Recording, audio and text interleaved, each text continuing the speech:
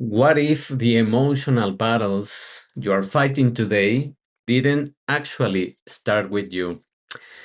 This question is really something that we should ask because many times there are some ancestral emotional turmoil that we inherit from our parents, grandparents, and many other generations, at least seven, according to the science of epigenetics.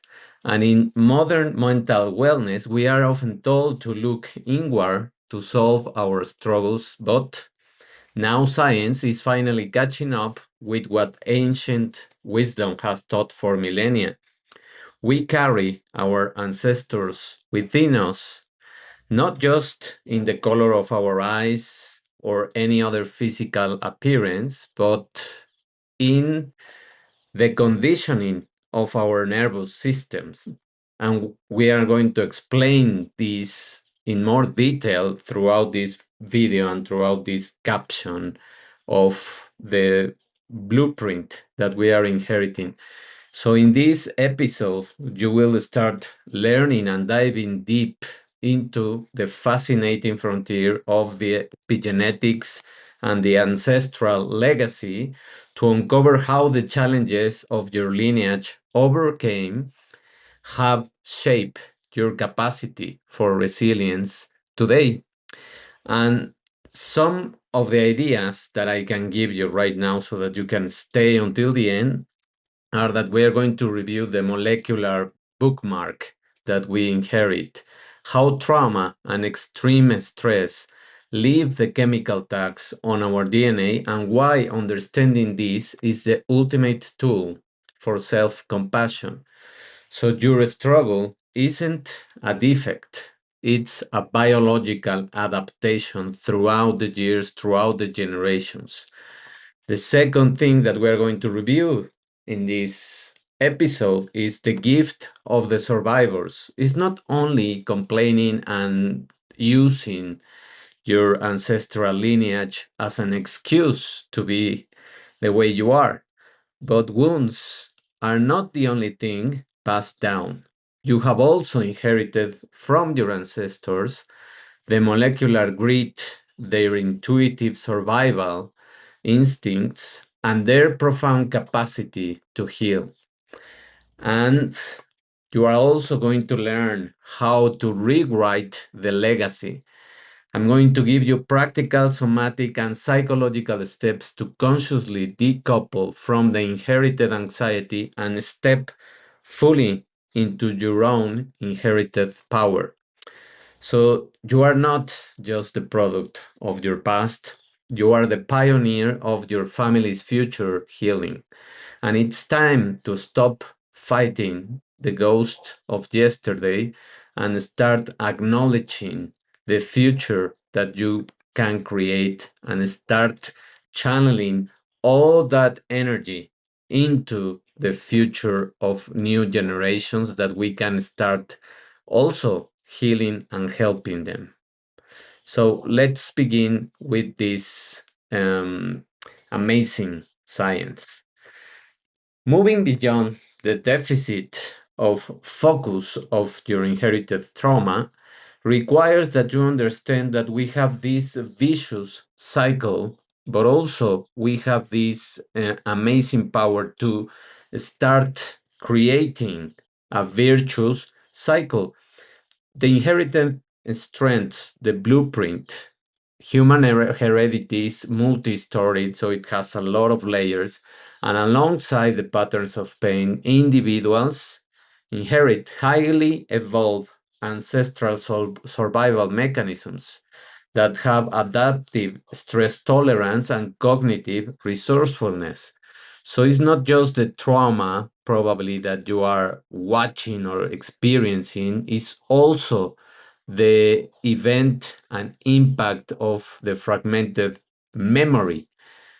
You can also, in this vicious cycle, have this victimization complex, and that's the powerlessness and the external locus of control. And usually, this is very easily detected when you are trying to look for excuses to many of the things that you are performing or doing in your own life.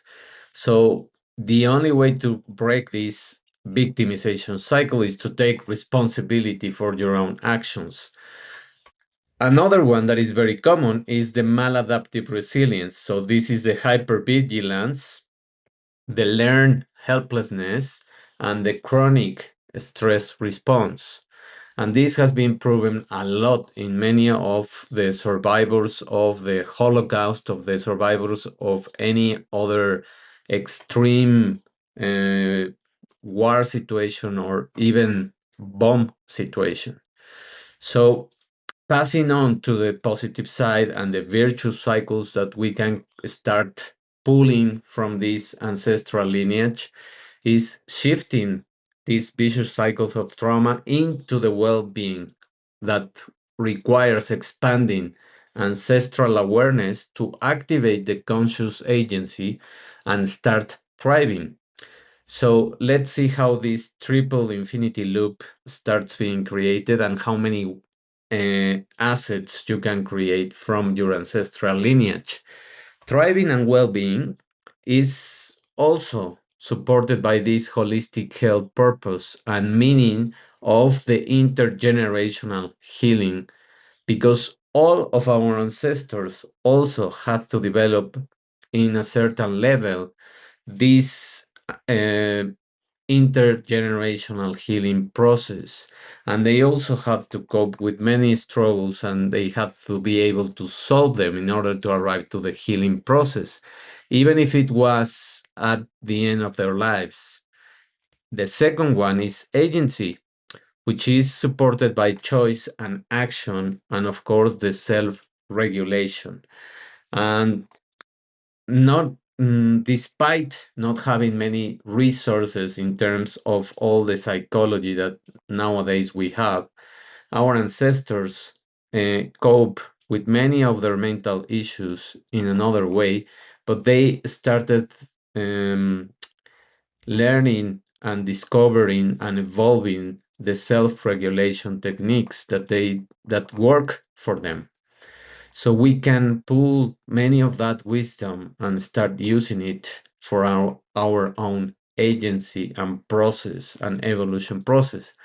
And the awareness, that's another big one. So conscious recognition is part of the ancestral understanding. The moment you get curious about what happened to your father, what happened to your grandfather, and trying to understand and be more aware of your own patterns, this is the moment where you become the agent of change instead of the victim. So this is one of the most amazing powers that we have. So while families can inherit patterns of pain and dysregulated neurobiology, they also inherit highly sophisticated survival mechanisms, cognitive adaptability, and physiological resilience. And this was researcher and gathered the information by Taina Shumhun. Now, let's move on to the next one and let's see what is happening in this paradigm.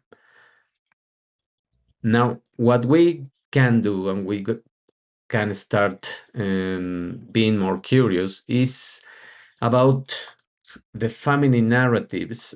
And there is a big experiment that was performed by this do you know scale by some of the researchers like Marshall Duke and Dr. Robin Feibush. And these guys started creating this predictor of emotional health. They developed groundbreaking studies utilizing the 20 question scale, do you know, to prove that a child's knowledge of the family's history is the single best predictor of high self-esteem, the internal locus of control, and stress moderation. Now, they also start learning and developing the oscillating family narrative. Narratives are structured around ups and downs to foster a resilient intergenerational self-teaching offspring that adversity is inevitable but is entirely survivable. So as we can appreciate in this graphic, we can see how it is plotted against emotional resilience, external success, and the time and the generation. So all of the generations have to suffer certain uh, struggles, certain problems, crises, and a lot of pressure and a lot of things and setbacks. So that was experience when they were having these downs, but they also spring back into this up or in the ascending narrative and developing high pressure, vulnerable to setbacks, developing more emotional resilience, and obtaining more external success. And again, there was a time when they were down in the descending narrative with some of experiences of resignation or external locus of control, losing this control or not assigning so much power to the external landscape. So this start creating the zone that you can appreciate here in green, which is called the high emotional resilience zone. And this is created by these oscillating ups and downs, which is building intergenerational self internal locus of control and helping people to develop uh, more adaptive skills to the to any of the challenges that they are going to face. So one of the quotes and one of the main key ideas that I want you to convey to you with this graphic and this knowledge is that the knowledge of ancestral history is the single best predictor of emotional health and happiness in youth.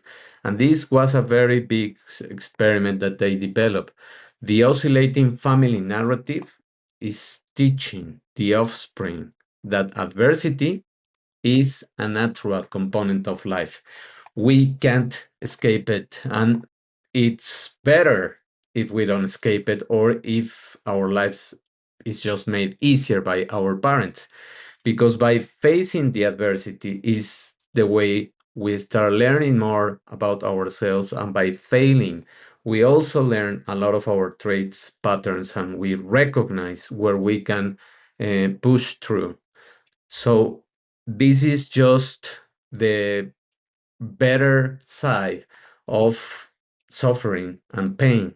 And this is why many people need to experience these two ups and downs um, states so that they can start creating this emotional power to just evolve and become much better for the next generation.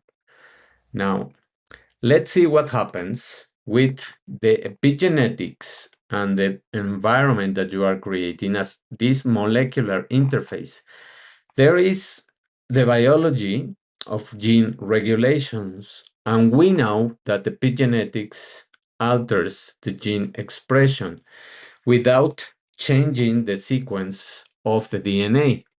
We know that it's the environment that is changing and adapting and sometimes hiding or not creating clear access for certain regions of the genes that can be read due to these chemical modifications like DNA methylation, which functions that like a dimmer switch, and the histone acetylation to regulate genetic activity in response to life experiences. So if we understand that we are creating these epigenetic marks with our own lack of awareness and our own lack of responsibility in many of the things that we face in life, we can understand that we also can reverse the effect of this process.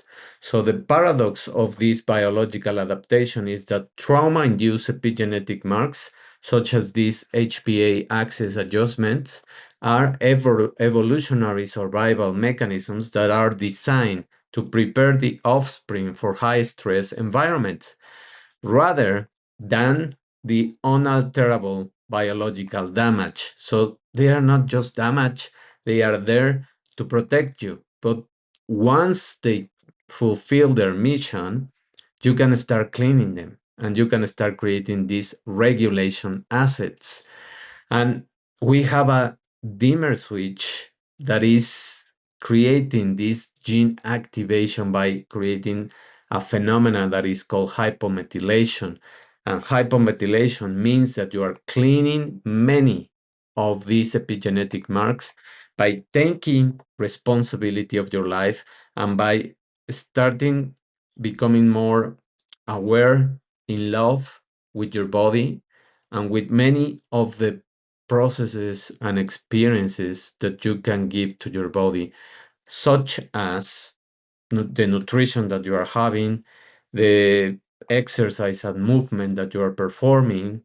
Of course, sleep is within this metabolic, let's say, pillar.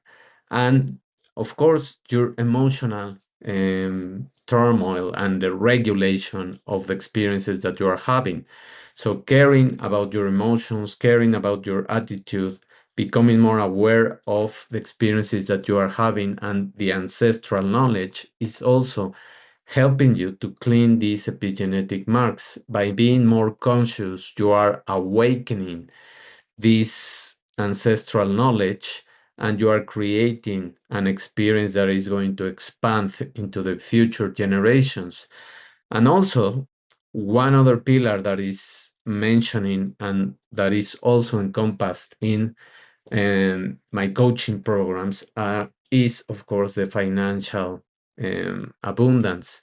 And this is being responsible of having success in your life, having direction, having purpose, and all of these things that I have spoken in the past episodes that you can start watching so that you can understand that many of these things and the financial abundance that you are experiencing is because you have a very clear direction in your life and a very clear purpose that you are simply expressing in your life. So, one of the key ideas that I want to leave you in this piece of knowledge in the epigenetics and the regulation of the genes is that trauma induced epigenetic adaptations are not inherently damage or defects. So don't feel bad because we all have many of these epigenetic marks and we inherited them. They rather are highly refined evolutionary adaptations designed to prepare the offspring, so that means you, for survival in anticipated and high threat environments. And this is also extremely important because the more you prepare your children to face adversity, to take responsibility for their own lives, even if they are small, you can start allowing them to face the consequences of their own actions and letting them solve some of their problems. By doing that, you are preparing them for the future and you are allowing them to clean their own epigenetic marks. And this was researched by Dr. Rachel Yehuda and other neurobiology researchers. Now, we are coming to the end, but we can flip the positive switches of this resilience that we are developing, and we are creating a remodeling of the epigenome. So epigenetic marks are highly dynamic and they are reversible. And this is the most important information that I want you to understand. Epigenetic marks are highly dynamic and they can be cleaned and reversed. Conscious awareness, cognitive behavioral therapy, mindfulness, and lifestyle modifications actively remodel the methylation of stress response genes, like this example of the gene FKBP5, and it doesn't matter the name. What matters is the functions of these genes. They start regulating the cortisol release and the stress in the cascades that we are facing in our lives. By regulating these epigenetic marks in this gene, we allow ourselves to start facing the challenges of stress with a much, let's say, happier attitude, and we start having more confidence in ourselves because we know that there are also down regulating inflammatory pathways, which are these mind body therapies that will help you to down regulate the pro inflammatory pathways like NFK beta, COX2 and RIPK2. All of these just speak about the different chemical language that is being triggered when you experience stress and the inflammation process. So when we downregulate the expression of these genes, what we are doing is that we are upregulating the telomerase expression, and we are building a biological foundation for resilience. We create this restore glucocorticoid receptor sensitivity, and we lower neuroinflammation and inflammation in the whole body. So by engaging in conscious mental, behavioral, and somatic practices, and remember, somatic practices means that you are more connected with your body and you start performing more movement and exercise. So individuals can actively flip the positive molecular switches of their genes, and they convert the inherited biological stress into a structure molecularly back resilience. And this was research by Bruce Feiler. Now, let's move on to the next part of this big chunk of wisdom that I'm going to give you in terms of the epigenetic marks and how you can deconstruct and start creating more curiosity to the ancestral questions that you might have. So step one is having more contextual externalization. And this means separate the family's identity from the inherited challenges. So this means that the person is not the problem. Use externalizing questions to deconstruct limiting problems, saturated generational beliefs.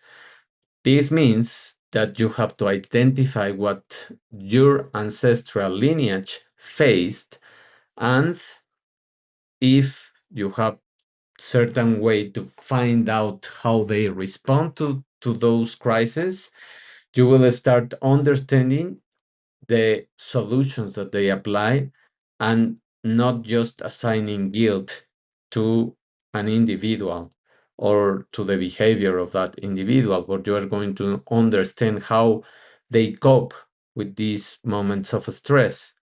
Step two, start double listening for narrative resistance. So listen to the past and the explicit story of trauma to locate the unique outcomes and acts of resistance, exceptions where your ancestors demonstrated agency and defiance to protect the family.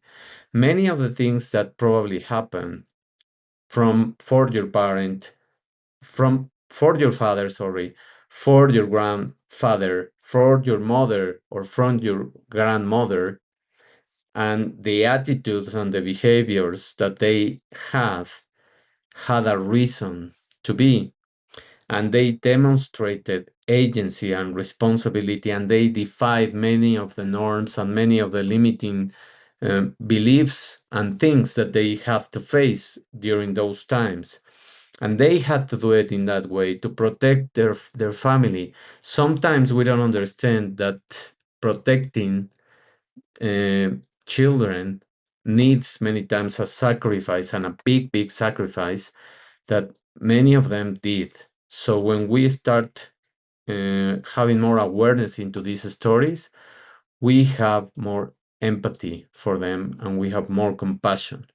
And there is an implicit resilience and agency and quiet defiance that you start developing simply by listening to the stories.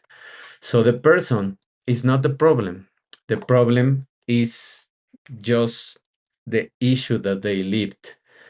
Listening to this past dominant story of trauma to locate these unique outcomes will create exceptions where your ancestors demonstrated agency and defiance. And this was researched by Michael White and David Epstein. Now, what else can you do in terms of this ancestral inquiry and reauthoring and remembering your story? Retrieving the absent but implicit story is focusing on overlooked experiences of agency and resistance and moving beyond the problem saturated narratives to identify the moments where the individuals acted in alignment with their own values and their own identity, even amidst the challenges. And this is the process that brings the hidden strengths into the light. So, whenever you hear the story, try to see the silver lining of all the stories. And even if it doesn't show at the beginning, you can simply recognize that by behaving in that way, they inherit to you the option to create the solution to certain problems. And you can also start detaching many of these emotional trauma, which is not even yours.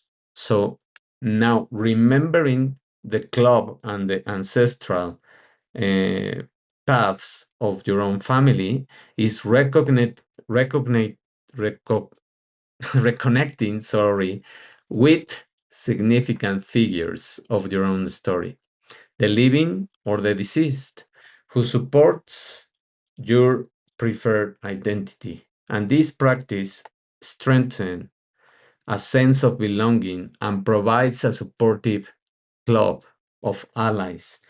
So if you look into your own history, you will find the hero that you are looking for, and enriching one's personal narrative with their wisdom and their values.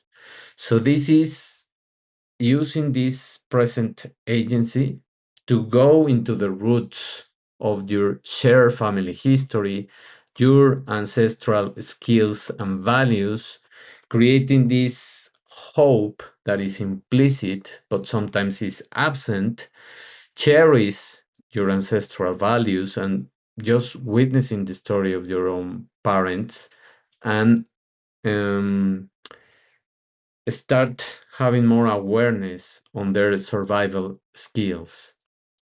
This will start to create a preferred identity that you're going to start developing and creating and evolving. And also, you are going to start moving into an active, thriving exercise that is going to allow you to surpass any of these inherited traumas. Any expression of distress or grief is relational and contains a hidden, contrasting backdrop of meaning. So we can always find meaning in many of the relationships and the grief and the stress that many of our ancestors lived, and showing the deep value placed now on security, family cohesion, and belonging. And this was research by Michael White. Now, to end this episode, I'm going to give you the final message that is, you have the resilience blueprint within you, and synthesizing your story and understanding the biology of your ancestral lineage is creating the dual paradigm. And this will unlock generational resilience that require bridging the molecular biology of the epigenetics with the narrative psychology by listening to the stories and paying attention to many of the behaviors and the things that your ancestors did in order to surpass trauma and to overcome the struggles and the challenges that they faced. So healing can be inherited just as trauma is. What do you, what do you choose? To become the victim and be always choosing the trauma, or to become the hero of your own story and to start using the healing wisdom of your own ancestors? So this will create now a different mindset, which is going to be the active architectural choice. Now you become the creator of your own brain, of your own chemistry, of your own blueprint by pairing the dynamic biological potential with an intention constructed and oscillating into this narrative that is going to take you in the transition from being the passive inheritor of a traumatized past to the active architect of the agentic resilient legacy. And this is the new story that you are going to create. This is the new story that you can write right now in this moment if you want to start experiencing and learning more about your ancestors and becoming more an agent of change for future generations. So thank you very much for staying until the end.